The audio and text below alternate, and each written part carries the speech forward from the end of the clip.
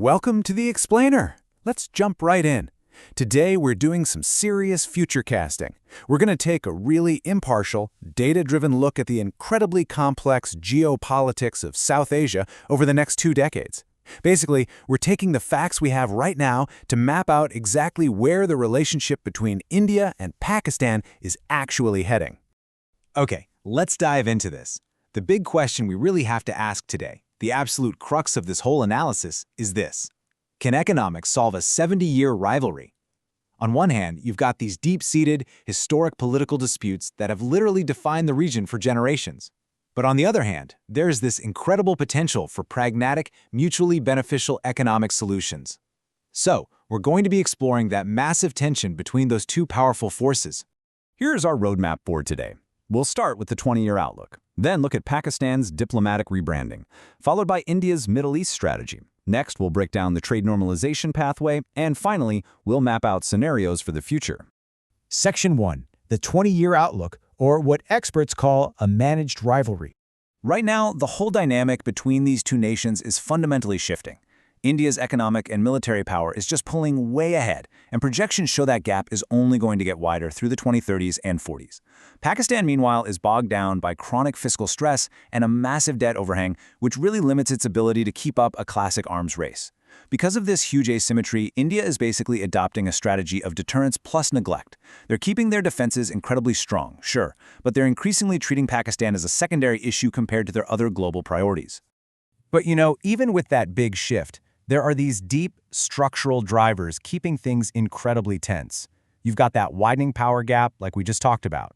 But you also have the political fault line over Kashmir, which remains completely frozen, making formal peace talks way too politically costly for either side right now. And of course, mutual nuclear deterrence. That means while an all-out war is less likely, both nations are locked in this intense, high-stakes cycle of crisis management.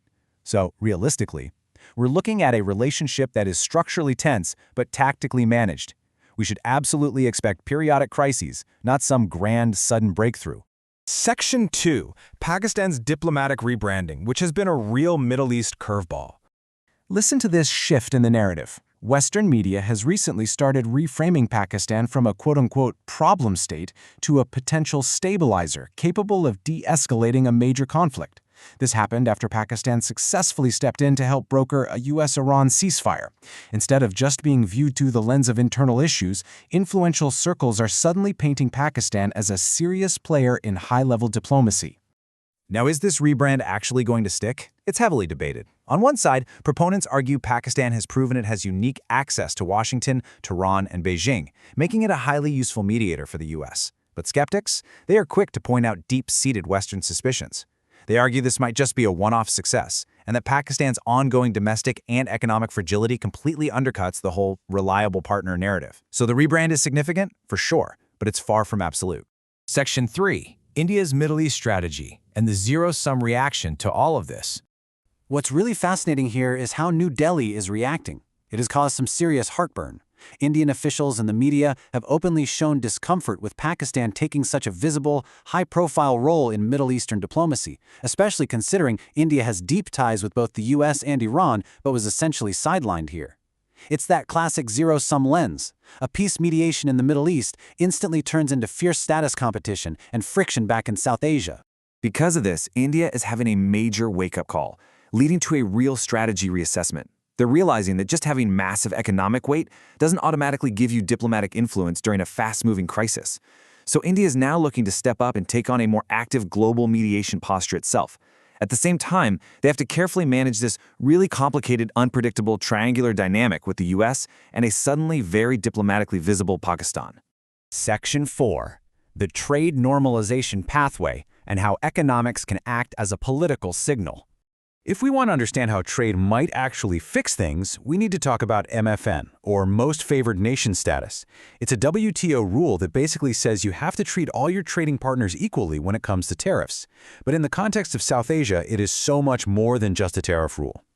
Granting MFN is a massively powerful political signal. It tells the world, hey, we are willing to separate our trade from our political disputes and build some trust through economic interdependence. But the history here? Oh, it is incredibly rocky. Way back in 1996, India actually granted MFN to Pakistan. Years go by, and then in 2011, Pakistan finally announces it will reciprocate, which everyone thought was a huge breakthrough. But then, following the Pulwama attack in 2019, India completely suspended trade and practically yanked that MFN status right back. This timeline perfectly shows that while MFN could jumpstart normalization, it is incredibly vulnerable to security shocks and domestic nationalism. Just imagine, though, if trade actually opened up and was formalized, the tangible benefits are staggering. Right now, a ton of trade is routed informally through third countries like Dubai, adding massive, totally unnecessary transit costs.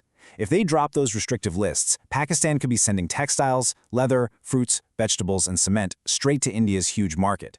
In return, Pakistan gets cheaper Indian pharmaceuticals, auto parts, chemicals, and engineering products. The pragmatic incentives to make this happen are just immense. Section 5. Scenarios for the future. Let's map out the next 2 decades. Scenario A is our baseline, cold peace with managed rivalry. Honestly, analysts consider this the most likely path. It's essentially an uneasy mix of low-intensity hostility, sporadic border skirmishes, and very minimal formal trade. Both sides just kind of learn to live with the tension. They use quiet back channels to keep crises from blowing up, but they never reach a grand settlement. It's stable, but it's an unhappy rivalry. Scenario B is also highly plausible, a drift toward indifference. In this one, India actively dehyphenates itself from Pakistan. That means they stop linking their global strategic identity to this conflict and just focus entirely on the Indo-Pacific and China. Meanwhile, Pakistan, which is constrained by internal challenges, turns its focus completely inward and toward its borders with Afghanistan and Iran. The relationship doesn't get solved, they just drift apart as their strategic priorities completely change. Scenario C is the big, high-impact risk, crises-driven escalation. This would probably be triggered by a major border incident or a terror attack. Now, because of mutual nuclear deterrence, it doesn't necessarily mean full-scale war. But repeated crises would absolutely harden public opinion, heavily entrenched militarized doctrines, and set back any glimmer of cooperation for years and years. And finally, Scenario D, pragmatic normalization. Now, this is viewed as the least likely outcome in the short term, but it's not impossible. It would require immense, real political risk-taking from leaders on both sides, maybe driven by sustained economic pain that finally forces their hands. What would it look like? The gradual, quiet revival of symbolic trade, expanded visas, backdoor agreements on security, basically building trust slowly over decades. So that brings us to our final and probably most provocative question. We've seen the massive economic benefits of trade, and we certainly know the heavy costs of sustained rivalry. But the ultimate barrier here isn't just international diplomacy, it's right at home. Will domestic politics ever actually allow these two nations to choose pragmatic normalization over their historic rivalry? It really is the defining question for South Asia over the next 20 years. Thanks so much for hanging out with me for this explainer. Keep asking great questions, and I'll catch you next time.